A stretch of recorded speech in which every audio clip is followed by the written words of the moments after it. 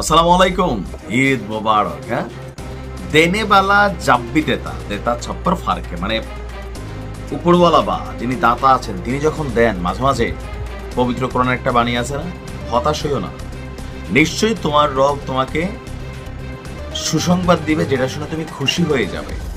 এই আয়াতটা কিন্তু একটা তাফসীর তারজমা অনেক বড়, বাট আমি শর্টকাটে বলি যে মাঝে মাঝে হয় না যে আপনি গেছেন 10 টাকার জন্য, ভাবছেন যে এই টাকাটাই পাইবেন কিনা, অথবা একটা জবের জন্য গেছেন পিয়নের, অথবা সামহাও একটা মানে যে জিনিসটা আপনার প্রত্যাশার বাহিরে, আপনি ভাবতেছেন এটা পাবেন, আপনার আইডিয়া তো নাই।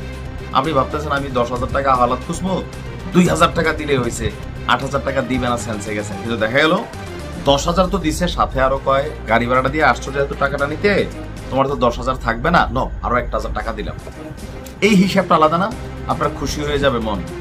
তো ইরানও যা শুরু করছে, আমরা যারা ইরানের পাগলা ফ্যান ফলোয়ার আছে, মানে তাদের অন্তর খুশি হয়ে যাবে। আপনার কাতারে অবস্থিত যে মার্কিন সামরিক ঘাঁটি, সেই